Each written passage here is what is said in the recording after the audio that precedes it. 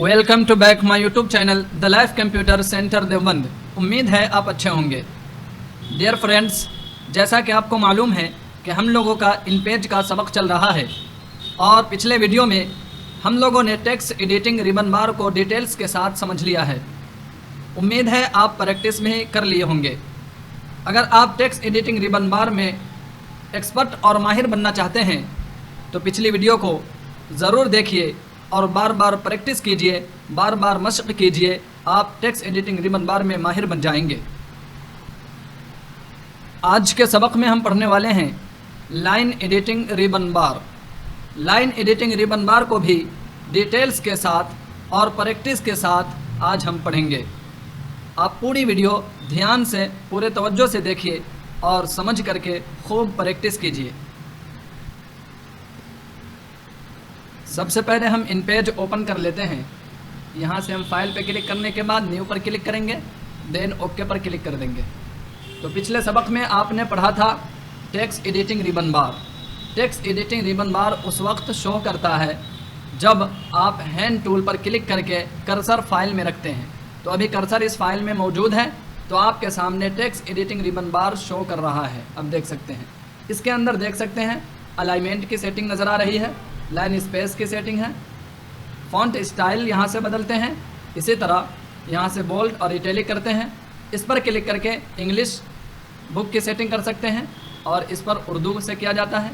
यहाँ से font size change किया जाता है और इसके नीचे से लाइन वगैरह किसी भी जुमला और लफ्ज़ के नीचे या ऊपर खींच सकते हैं। ये हम आज देखेंगे। उसके अलावा यहाँ पर आपको बताया गया था हर्फ के दरमियान का फासला यहाँ से कम किया जाता है और ये 100% पर ही रहेगा, नॉर्मल रहेगा, यहाँ कुछ भी नहीं करना है। तो हम यहाँ से पहले पिछली फ़ाइल ओपन कर लेते हैं और इसी में हम लाइन एडिटिंग रिबन बार को समझने वाले हैं। तो टेक्स्ट एडिटिंग रिबन बार को आप अच्छी तरह समझ गए होंगे। एक दो ऑप्शंस इसमें से बच गया था, एक ये वाला और एक जो है ये वाला।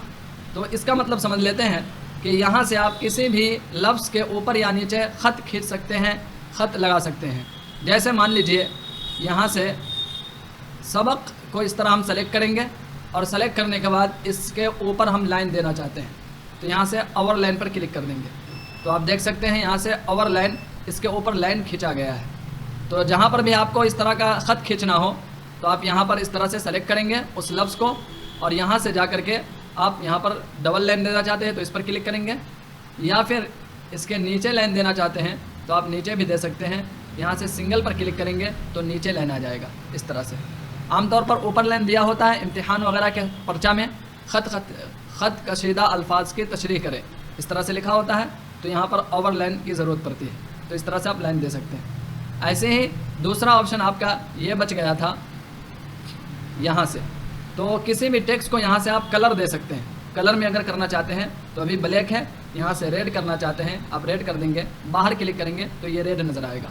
तो इस तरह से आप टेक्स्ट को कलर देना चाहते हैं तो दे सकते हैं। यहाँ से मान लीजिए इसे भी हम रेड कर देते हैं तो यहाँ से कलर दे सकते हैं। बाकी सारे ऑप्शन को आप डिटेल के साथ समझ लिए हैं।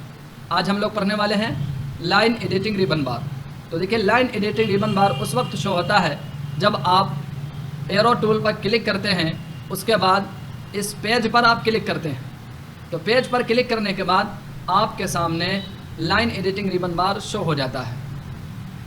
अब इसके अंदर ऑप्शन सब है, अब ये समझ सकते हैं। ये दो ऑप्शन हम अभी रहने देते हैं। ये दोनों चारों ऑप्शन से क्या होता है अभी हम समझेंगे। पहले हम ये समझ लेते हैं यहाँ से। तो आप ये लाइन एडिटिंग रिबन बार में सबसे पहले आप यहाँ से समझ सकते हैं कि यहाँ से आप लाइन दे सकते हैं। अभी जो पेज के बाहर आपको लाइन दिख रहा है, ये लाइन प्रिंट में नहीं आता है। अभी आपको सिर्फ दिखेगा, लेकिन जब PDF निकालेंगे, प्रिंट निकालेंगे तो ये लाइन नहीं आएगा। अगर इस लाइन को आप लाना चाहते हैं प्रिंट में तो यहाँ से नन के बजाय ये वाली लाइन आपको देना होगा। जैसे आप अभी थोड़ा सा डार्क लाइन आ गया है, देख सकते हैं, और उसके नीचे यहाँ से आप इसी लाइन को पॉइंट दे सकते हैं, थोड़ा मोटा कर सकते हैं ताकि नुमाया नज़र आए। तो यहाँ पर हम आमतौर पर A4 या किसी भी पेज को हम लाइन नंबर देते हैं तो 5 नंबर देंगे, 5 पॉइंट, 5 यहाँ डालेंगे और इंटर कर देंगे। तो आप देखेंगे इस तरह से एक मोटी लाइन पूरे पेज पर आ जाएगी। इसमें मुख्तलिफ स्टाइल है, कई स्टाइल है लाइन का, आप दे सकते हैं। ये वाला चाहे तो ये वाला यूज़ कर सकते हैं। और अगर ये वाला चाहे तो ये वाला यूज़ कर सकते हैं। सबसे ज़्यादा ये वाला ही यूज़ किया जाता है और ये अच्छा भी दिखता है। बहरहाल आपको जो लाइन अच्छी लगे यहाँ से आप दे सकते हैं। ये वाला अगर देना चाहे तो दे सकते हैं। मैं फ़िलहाल ये वाला दे देता हूँ, ये वाला लाइन। और यहाँ से नीचे से इस लाइन को मोटा पतला कर सकते हैं नंबर दे देकर। आमतौर पर नीचे से यहाँ से लाइन को नंबर देकर मोटा और पतला कर सकते हैं, बारीक और मोटा कर सकते हैं। आमतौर पर 5 नंबर दिया जाता है। आप 4 भी दे सकते हैं पेज के हिसाब से। A4 है तो 5 दे दीजिए। A4 से अगर छोटा है तो 4 भी दे सकते हैं। 4 नंबर दे के इंटर कर देंगे इस तरह से। उसके अलावा ऑप्शन है यहाँ पर, ये देख सकते हैं, ऊपर ब्लैक और नीचे नन। ऊपर से लाइन जो आपने अभी दिया है बॉर्डर, इस बॉर्डर को कलर दिया जाता है तो इसको बोलते हैं आउटलाइन। जो आपने अभी दिया है पेज में इसे बोलेंगे आउटलाइन। और पेज में अगर कलर देना हो पूरे पेज में तो उसे बोलते हैं फिल कलर। इसे बोलते हैं आउटलाइन कलर और इससे नीचे वाले को बोलेंगे इसको फिल कलर। चलिए हम अभी आउटलाइन को कलर देते हैं। तो यहाँ से आप कलर दे सकते हैं। यहाँ से मान लीजिए रेड कलर दे देते हैं इस तरह से आउटलाइन, या फिर कोई और कलर देना चाहते हैं ग्रीन कलर तो इस तरह से दे सकते हैं, या फिर ब्लू देना चाहते हैं तो इस तरह से ब्लू भी दे सकते हैं। तो इसे बोला जाता है आउटलाइन कलर। ऊपर वाले से आउटलाइन यानी बॉर्डर को कलर दे सकते हैं। और नीचे से पूरे पेज में अगर कलर देना हो आपको तो आप दे सकते हैं। अभी नन है, कोई भी कलर नहीं है। यहाँ से अगर आप कलर दूसरा देना चाहते हैं, मान लीजिए रेड, तो इस तरह से रेड दे सकते हैं। तो ये इसे बोलते हैं फिल कलर। फिल कलर इस तरह से आप कलर दे सकते हैं। ये देख सकते हैं इस तरह से कलर। तो जो कलर ज़्यादा लाइट है उसमें आपका टेक्स्ट दिखेगा, वो कलर आप दे सकते हैं। ऐसे पूरे पेज में इस तरह से कलर नहीं दिया जाता है आमतौर पर मजमून वगैरह में, लेकिन आपको ऑप्शन बता दिया गया है। अगर कहीं ज़रूरत पड़े छोटे बॉक्स में कलर देने की तो आप इस तरह से यहाँ से दे सकते हैं। उसके अलावा ऑप्शन यहाँ पे आपको मिलता है तो इसमें आप कॉलम बना सकते हैं। जैसे ऊपर से नीचे की तरफ जो लाइन जाती है उसे बोलते हैं कॉलम, और दाएं से बाएं या बाएं से दाएं इसे बोलते हैं रो। जैसे आपके कॉपी में होता है तो कॉपी में दाएं से बाएं लाइन होती है खिंचा हुआ, वो सब क्या है, रो है, लाइन है। और ऊपर से नीचे की तरफ जो चीज़ जाती है उसे बोलते हैं कॉलम। तो इसे भी हम अभी प्रैक्टिकली देखेंगे। उसके बाद यहाँ पे आप देख सकते हैं रोटेट का ऑप्शन है, जो आपने पहले देखा था। किसी भी बॉक्स को, ऑब्जेक्ट को रोटेट कर सकते हैं। और यहाँ से कुछ डिज़ाइन है जो आप पेज में, सफ़ा में अप्लाई कर सकते हैं इस तरह से। देखिए कितना बेकार लग रहा है, इसीलिए इसका यूज़ हम लोग कभी नहीं करते हैं। ये अलग अलग डिज़ाइन यहाँ पर आपको मिलेगा पेज में अप्लाई करने के लिए, तो इसका यूज़ हम लोग नहीं करते हैं कभी। इसे हम हमेशा नन रखेंगे। अगर आपको करना हो, कभी ज़रूरत हो ऐसे, तो कर सकते हैं। तो ये सब ऑप्शन हम समझ चुके हैं। अब हम समझते हैं एक नई पेज लेकर के इन चारों बॉक्स को, और फिर यहाँ पर कॉलम दे करके उसमें। तो हम यहाँ से पहले कुछ टेक्स्ट यहाँ से कॉपी कर लेते हैं। यहाँ पे रखेंगे कंट्रोल शिफ्ट अप एरो और कंट्रोल C, ये हमने कॉपी कर लिया। कंट्रोल N से हम नई फाइल ले रहे हैं, आपको पहले से मालूम है। यहाँ हम ओके करेंगे। अब यहाँ पर सबसे पहले हम टेक्स्ट बॉक्स ले लेते हैं। यहाँ से हम टेक्स्ट बॉक्स पर क्लिक किया हमने, और यहाँ से माउस का क्लिक वाला बटन दबा करके इस तरह से आप खींच देंगे। तो ये हमने खींच दिया है। अब यहाँ पर हम समझते हैं एरो टूल पर। अब यहाँ पर हम एरो टूल पर क्लिक करेंगे। अभी देखिए जब इसके अंदर कर्सर है तो टेक्स्ट एडिटिंग रिबन बार शो कर रहा है, क्योंकि कर्सर का मतलब है कि आपको कुछ टाइप करेंगे, कुछ लिखेंगे, तो लिखने से मुताल्लिक ये सारी सेटिंग यहाँ पर शो कर रही है। लाइन एडिटिंग रिबन बार शो कराना है तो आप एरो टूल पर क्लिक करेंगे। उसके बाद इस बॉक्स को सेलेक्ट करेंगे। सेलेक्ट करने के बाद आपके सामने लाइन एडिटिंग रिबन बार शो करने लगेगा। जैसे देख सकते हैं यहाँ पर अलाइनमेंट की सेटिंग नहीं है, तो दूसरी सेटिंग सब आ गई है। इसका मतलब ये लाइन एडिटिंग रिबन बार है। इसी तरह इस बॉक्स को नहीं, नीचे वाले पेज को सेलेक्ट कीजिए तो देखिए हल्का हल्का सा नोट्स आपको दिख रहा होगा, ये दिख रहा है। तो यहाँ पर भी आपका लाइन एडिटिंग रिबन बार शो करता है। बहरहाल इस बॉक्स को हम सेलेक्ट कर रहे हैं। अब हम समझते हैं इन चारों ऑप्शन को। तो सबसे पहले जो है यहाँ पर देख सकते हैं, ये दोनों बॉक्स का काम है इसमें नंबर डाल करके इस बॉक्स को ऊपर नीचे दाएं बाएं नंबर से करना। जैसे ऊपर में आप नंबर देंगे, जैसे यहाँ पर हम 25 नंबर दे रहे हैं और इंटर करेंगे तो देखिए थोड़ा सा किधर लेफ्ट की तरफ बढ़ गया। फिर नीचे की तरफ अगर आप नंबर देंगे, मान लीजिए 40 नंबर हम दे रहे हैं और इंटर कर रहे हैं, तो नीचे की तरफ ये बॉक्स हो गया। फिर ऊपर में आप नंबर देंगे तो दाएं तरफ ये बॉक्स हो जाएगा। 30 नंबर हम दे रहे हैं तो देखिए ये बाएं तरफ बॉक्स हो गया। फिर यहाँ पर नीचे नंबर देंगे, अगर हम मान लीजिए 50 इंटर करेंगे तो नीचे की तरफ हो गया। मालूम ये हुआ कि ऊपर नंबर देने से दाएं बाएं की तरफ ये बॉक्स होगा और नीचे नंबर देने से ऊपर नीचे की तरफ मूव करेगा। तो ये बॉक्स इन दोनों खाना का हम लोग यूज़ नहीं करते हैं, क्योंकि नंबर दे करके बॉक्स को इधर उधर दाएं बाएं करना बड़ा मुश्किल काम है। देखिए ये पेज के बाहर चला गया। अब कितना नंबर देंगे तो पेज के अंदर आएगा, ये बड़ा मसला होगा। इसलिए हमें मूव कराना हो, बीच में से रखना हो, तो माउस से आप पकड़िए और माउस से पकड़ करके यहाँ पर ले आइए। एरो टूल के ज़रिए मूव करा दीजिए, एक जगह से दूसरी जगह उठा करके रख सकते हैं। तो हम एरो टूल का इसके लिए यूज़ कर लेते हैं, इसलिए इन दोनों बॉक्स का हम यूज़ नहीं करते हैं। उसके बाद यहाँ पर आप देखें, ये दोनों खाना से बॉक्स को साइज़ दिया जाता है, पेज को साइज़ दिया जाता है। लेकिन अभी आप साइज़ देंगे तो काफ़ी छोटा साइज़ आएगा। क्यों? इसलिए कि इसमें mm लिखा हुआ है, यानी मिलीमीटर में ये साइज़ आपका होगा। जैसे हम यहाँ से दे लेते हैं, मान लीजिए यहाँ से 4x7 की एक किताब लिखना है। छोटी किताब जो भी होती है उसका साइज़ 4x7 होता है। जैसे कि निदाए मिंबर व मेहराब, ये किताब है 4x7 में है। इसी तरह खुतबात के जो भी किताब आप देखते होंगे कई कई जिल्दों में, वो सब 4x7 में होती है। तो छोटी किताब, ज़्यादा सफ़े वाली किताब, वो 4x7 में लिखी जाती है आमतौर पर। तो 4x7 मतलब 4 इंच उसकी चौड़ाई होती है और 7 इंच उसकी लंबाई होती है। तो ऊपर से हम चौड़ाई तय करते हैं पेज का और नीचे से हम पेज की लंबाई तय करते हैं। तो मान लीजिए यहाँ पर हम 4 दे रहे हैं और फिर टैब बटन से हम नीचे आ गए और यहाँ पर हम 7 दे रहे हैं और इंटर करेंगे तो देखिए कितना छोटा ये बॉक्स बन गया। क्यों? इसलिए कि यहाँ पर मिलीमीटर सेट है, तो हमें साइज़ देना है इंच में। तो इसके लिए आपको इंच की सेटिंग करनी पड़ती है। अब वो देखिए कि इंच की सेटिंग हम कहाँ से करेंगे, ये बहुत अहम चीज़ है। तो पहले हम इंच की सेटिंग करेंगे, उसके बाद इस वाले खाने में पेज को साइज़ देंगे 4x7 या जो भी साइज़ हो। तो इंच की सेटिंग करने के लिए सबसे पहले हम जाएंगे एडिट मेनू में, यहाँ पर हमने क्लिक किया। उसके बाद सबसे नीचे आप आ जाएंगे प्रेफरेंसेस, यहाँ आ जाएंगे। इसी के सामने इस पर आ जाएंगे आप डॉक्यूमेंट, इसका शॉर्टकट है Ctrl+F11। Ctrl+F11 दबाएंगे तो डायरेक्ट आप डॉक्यूमेंट में इस वाले बॉक्स पे आ जाएंगे। अब इस वाले बॉक्स में सबसे पहले मेजरमेंट यूनिट्स, इसके अंदर है सबसे पहला जनरल। तो जनरल के अंदर आप देख रहे होंगे मिलीमीटर सेट है, यहीं पर आपको इंच सेट करना है। तो यहाँ पर आप क्लिक करेंगे, उसके बाद इंच को सेलेक्ट कर लेंगे। अब ये सेटिंग आप चाहे हमेशा लाना चाहते हैं, अब ये सेटिंग आप हमेशा लाना चाहते हैं, यानी आप ये चाहते हैं जब भी हम इन पेज ओपन करें तो इंच सेट हो करके ही ओपन हो।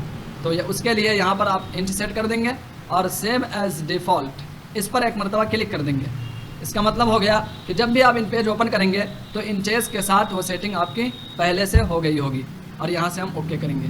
अब देखें, इसी बॉक्स को हम साइज़ देंगे 1x1, मान लीजिए 1-1 इंच। अभी देखिए 0 है, 1 इंच ऊपर दे दिया टैब बटन से नीचे और 1 इंच नीचे और यहाँ से इंटर। तो देखिए 1-1 नंबर देने से, 1-1 इंच देने से ये बॉक्स इतना बड़ा हो गया।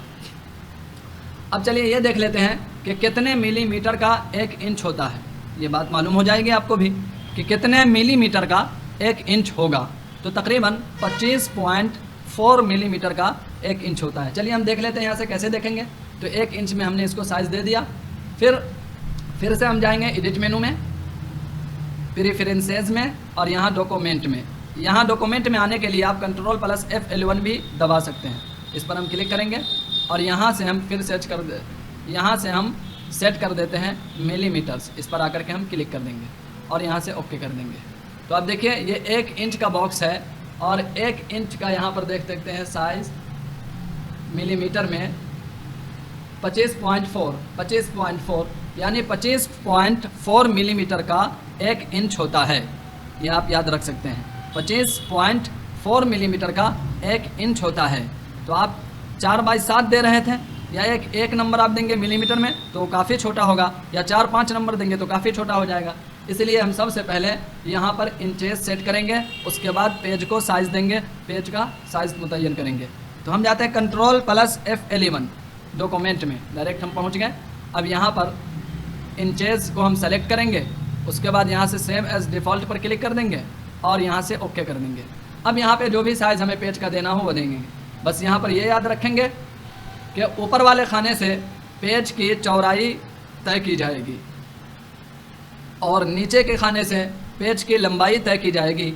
जैसे 4x7 तो 4 इंच पेज की चौड़ाई हुई और 7 इंच पेज की लंबाई हुई। तो ऊपर में हम देंगे 4 और टैब बटन दबा के नीचे आएंगे, उसके बाद यहाँ हम देंगे 7, फिर यहाँ से कीबोर्ड से इंटर कर देंगे। तो देखिए 4x7 का पेज आपके सामने तैयार हो गया है। इतना तो आप समझ गए होंगे। याद रखें, कभी भी बोलचाल में पहले चौड़ाई का जिक्र आता है, उसके बाद लंबाई का जिक्र आता है। जैसे अगर कोई बोले कि हमें 4 बाई 7 में किताब लिखवाना है, तो ये समझ जाइए कि 4 इंच उस सफ़े की चौड़ाई होगी और 7 इंच उस सफ़े की लंबाई होगी, ऐसी किताब इसे लिखवाना है। तो यहाँ से आप समझ गए होंगे कि इन दोनों खाने से पेज की चौड़ाई और लंबाई तय की जाती है, मुतय्यन की जाती है। लेकिन सबसे पहले इसमें इंच सेट कर लेंगे। 4 के बाद आप देख रहे होंगे डबल डॉट है, इन्वाइटेड कौमा इसको बोलते हैं। इसका मतलब है यहाँ पर इंच सेट है। अगर mm है समझ जाइए मिलीमीटर सेट है, और अगर इसी तरह cm है तो समझ जाइए सेंटीमीटर सेट है। तो इंच के अलावा कुछ भी सेट हो, पेज का जब आप साइज़ देने जाएंगे तो उससे पहले यहाँ पर ध्यान रखेंगे, गौर कर लेंगे। अगर कुछ और सेट है इंच के अलावा तो आप पहले जा कर के डॉक्यूमेंट्स में इंच सेट कर लेंगे, उसके बाद पेज को साइज़ देंगे। यहाँ तक आपका क्लियर हो गया होगा। अब मान लीजिए इसमें हम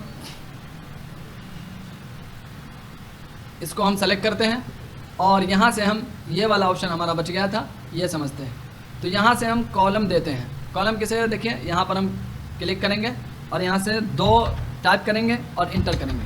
तो देखिए पेज के बीच में जो है ये 2 लाइनें आ गई, इसी को बोलते हैं कॉलम। देखिए ऊपर से नीचे की तरफ जा रहा है, इसको बोलते हैं कॉलम। ठीक है, तो यहाँ पर 2 डालेंगे आप तो 2 कॉलम आ जाएगा, और अगर 3 डालेंगे यहाँ पर मान लीजिए 3 और इंटर, तो 3 कॉलम आ जाएगा इस पेज में। तो आपको जितने कॉलम की ज़रूरत है, जितने खाने की ज़रूरत है, वहाँ नंबर यहाँ पर डाल देंगे आप। फ़िलहाल मैं 2 नंबर डाल के इंटर कर देता हूँ, 2 ही खाने की हमें ज़रूरत है।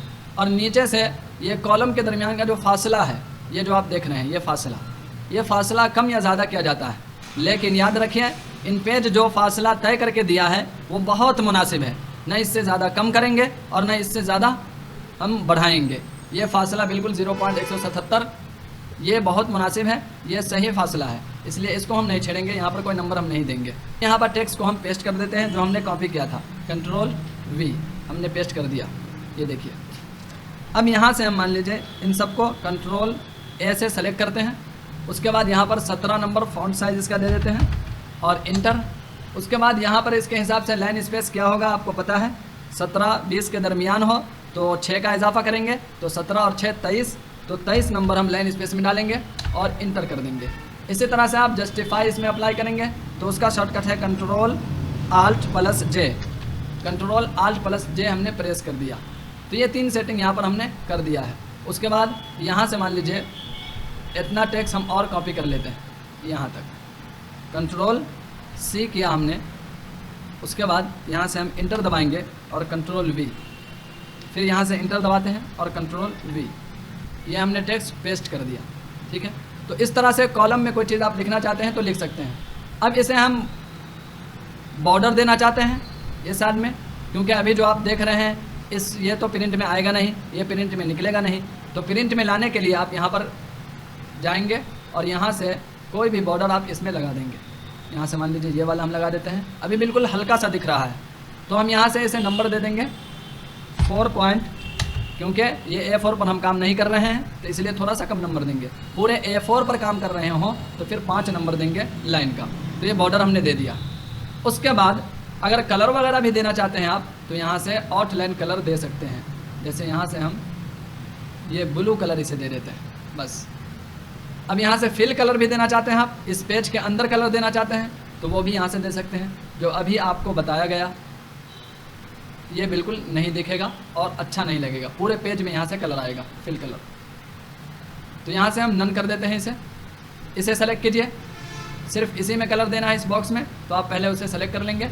उसके बाद यहाँ से हम कलर दे सकते हैं, येलो दे करके देखते हैं ये दिख रहा है आपको। उसके बाद ये ऑप्शन आपका बच गया है यहाँ पे, इससे रोटेट कर सकते हैं, जो इससे पहले आप देख चुके हैं। यहाँ से हम क्लिक करेंगे और मान लीजिए 90 डिग्री रोटेट करना है इसे, या 45 डिग्री, तो 45 नंबर हमने डाल दिया और यहाँ से इंटर कर देंगे। तो इस तरह से आप रोटेट भी कर सकते हैं।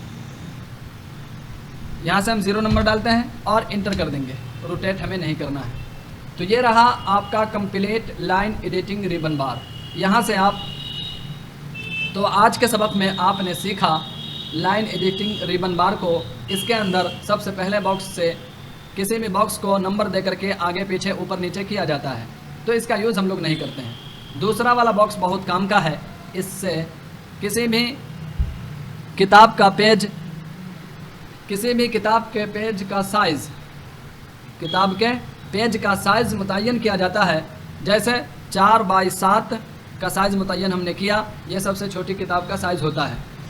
उससे पहले आप यहाँ पे इंट सेट कर लेंगे, एडिट मेनू में जाके, प्रेफरेंसेस में जाके, डॉक्यूमेंट्स में जा करके जनरल वाले खाने से आप इंचेस पहले सेट कर लेंगे।